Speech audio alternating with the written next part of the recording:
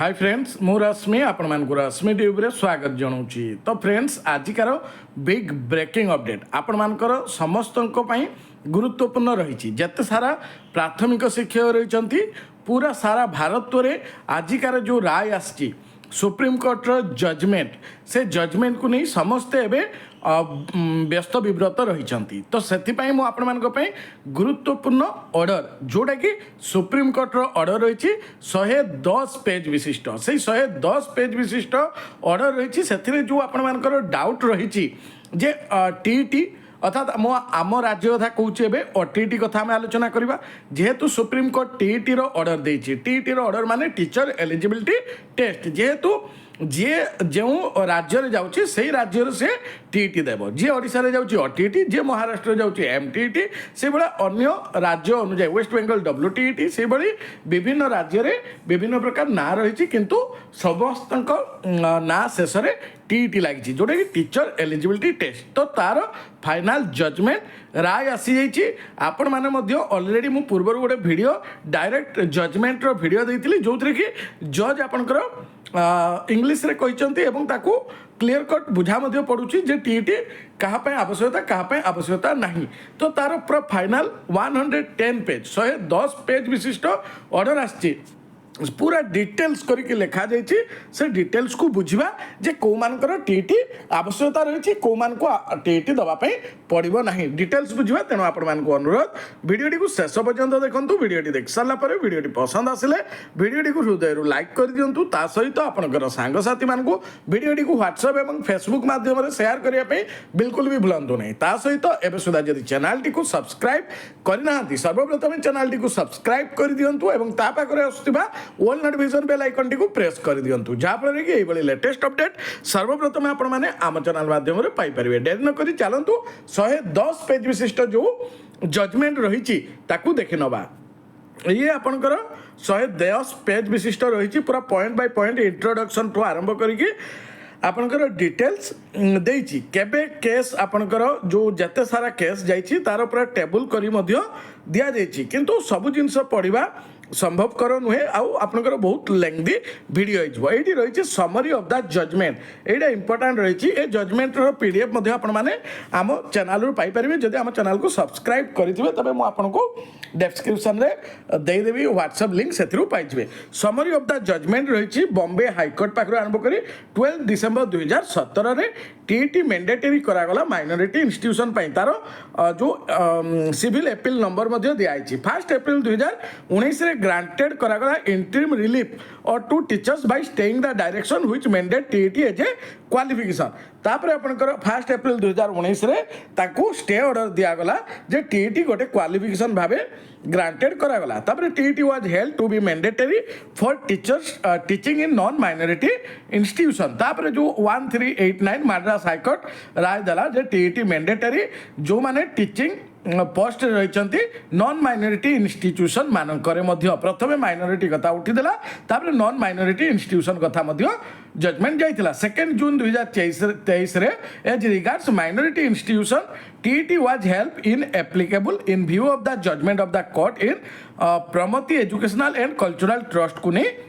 राय दिया 8 जनवरी 2019 रे took the view that TET does not bind minority institution पई पुणी राय आसला 22 जुलाई 2022 रे डिड नॉट कंसीडर करागला question of TET the same is being argued for the first time before this court अर्थात supreme court रे 22 जुलाई 2022 रे आरंभ होला।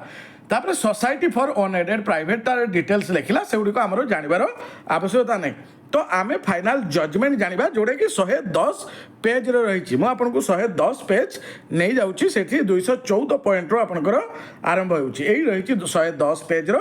जोड़े कि फाइनल जजमेंट जोड़े कि इन सर्विस टीचर मानक पाई जेहेतु मु आपन को पाई वीडियोटी आनिछि इन सर्विस टीचर मानक पाई। तो इन सर्विस टीचर मानक पाई टीटी को माने एप्लीकेबल बा आपन applicability order on applicability of the TET to in service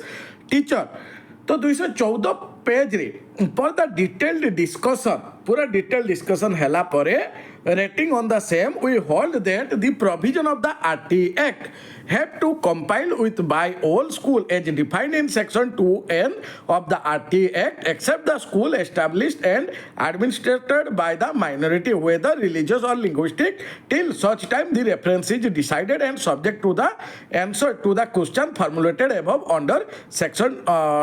7. Logically, it would follow that in service teacher, irrespective of the length of their service, would also be required to qualify the TT to continue in service जोड़ा कि important जिनस पूर्व RT act कथा कहगला RT act अनुजाई जो इन service teacher रही समस्त को TT qualify करने को पड़ो कंटिन्यू इन सर्विस बहुत जन भावुले जे प्रमोशन क्षेत्र पर केवल टीटी आवश्यकता ता नुहे एबे आपनकर चेंज हो जाइए आपन जदि चाकरी करने चाहूँगी शिक्षकता वृत्ति करने चाहूँगी तेबे आपन को टीटी दबाकू बाध्यतामूलक जदि टीटी न दौरान तेबे चाकरी छाड़ा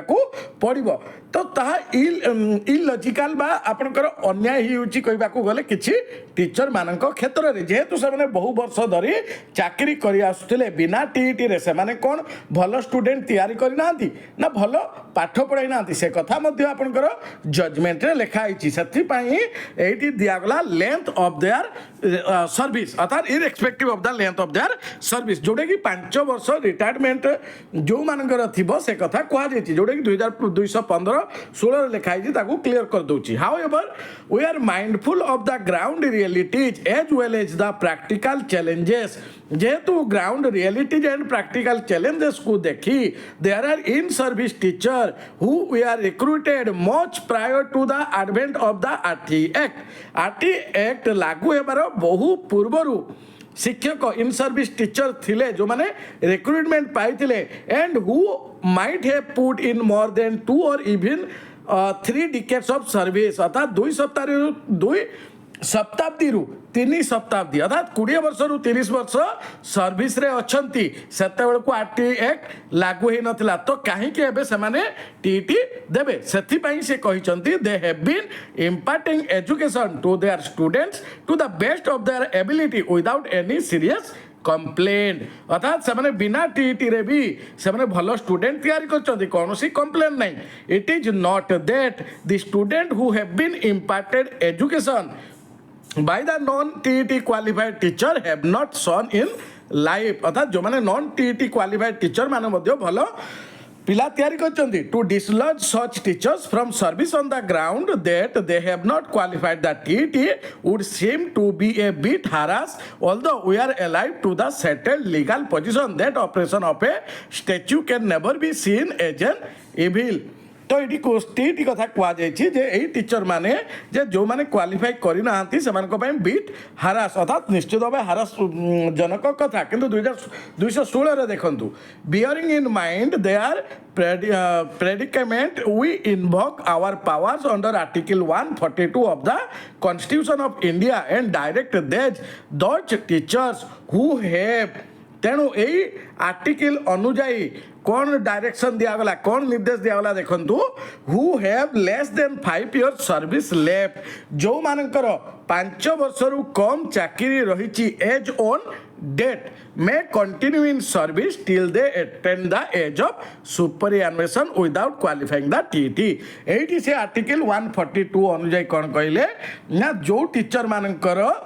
रिटायरमेंट को 5 वर्ष थिबो सेमानक पई बाध्यतामूलक नुहे ओटीटी पास करबा पई ताकर रिटायरमेंट पर्यंत टीटी रो आवश्यकता हेबो नाही कि क्वेश्चन मध्य उठिबो नाही however we make it clear that एटी पुनी क्लियर कोन करागला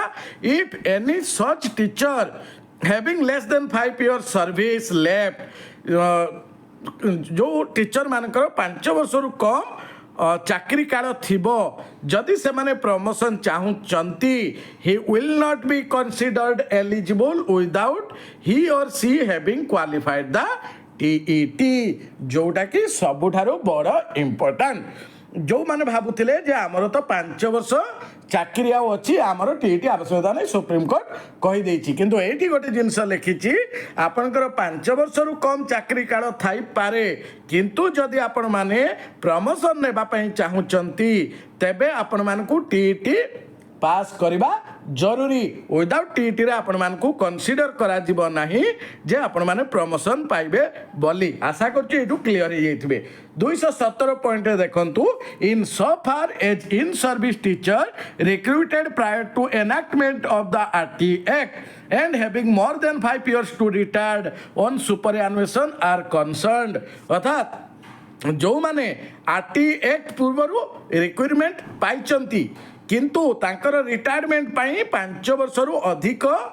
वर्ष रही they shall be under an obligation to qualified the TET within 2 years from date in order to continue in service. Promotion कथा कहू नहीं, जदि आपण को चाकरी रे कंटिन्यू करिवार अछि तेबे 2 वर्ष भितर आपण को टीटी पास करिवा पई पड़िबो जो मानकर 5 वर्षरु अधिक चाकरी समय अछि। If any of such teachers fail to qualify the TET within the time, जदि कोनोसी टीचर सेही 2 वर्ष भितरे टीटी क्वालिफाई करि पारु नाहंती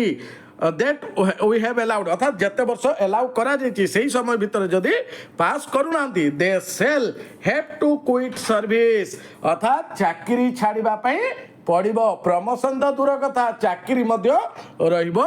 नहीं। They may be compulsorily retired, तांकू बाध्यतामूलक अवसर दिया जिवो and paid whatever terminal benefits they are entitled to, जहाँ आपण मानकर प्राप्य रही ताहा पाइबे। We add a rider that to qualify for the terminal benefit पाइबा पाई हेले such teacher must have put in the qualifying period of service. पुणी कौन कहीदेला आपनकर टर्मिनाल बेनिफिट पाइबा को हेले आपन को जति वर्ष क्वालिफाइंग पीरियड ऑफ सर्विस रही जेमिति आपनकर जो 33 वर्ष रेगुलर सर्विस करथिले आपन 100% पेंशन पाइबा पई योग्य सेबा यूपीएस थिले 25 वर्ष आपनकर क्वालिफाइंग ईयर हेतिले आपन फुल पेंशन पाइबा पई योग्य ताहा पाइबे जदि क्वालिफाइंग पीरियड ऑफ सर्विस थिबो। If any teacher has not put in the qualifying service and there is some deficiency, जदि कोनोसी टीचर क्वालिफाइंग सर्विस पास न करूची एवं किछि डेफिशिएंसी रहउची तबे his her case may be considered by the appropriate department in the government upon a representation being made by him or her. तो 218 subject to what we have said above it is reiterated that those aspiring for appointment and those in service teacher aspiring for appointment by promotion must however qualify the TET. तो जे भी आपनकर promotion तो चाहूची ताकू बाध्यतामूलक TET or else they would have not right for consideration of their candidature, अर्थात आपनकर प्रमोशन पाई आपण माने एलिजिबल हेबे नहीं। 219 रे देइछु with the aforesaid modification of the judgment जो order appeal in service teacher of non minority school. बहुत जन भाबुथबे यह माइनॉरिटी स्कूल पे हेछि ना, ये आपनकर नॉन माइनॉरिटी स्कूल मानक पाई मध्य ए एपील लागू होछि। तो ये 200 पेज रो जो जजमेंट ऑर्डर बाहर छि एथरे आपण आशा करछि क्लियर हिथिबे। जदि वीडियोटी पसंद हेछि आपनकर सांग साथी को बहु मात्रा रे शेयर कर दियंतु जा फळे कि से माने मध्य क्लियर हिजिबे। तो आशा करछि वीडियोटी पसंद आस्थिबो। आज का वीडियोटी एतिक रे शेष करछि, नेक्स्ट वीडियो देखाबो से विदाय दियंतु। नमस्कार, जय जगन्नाथ।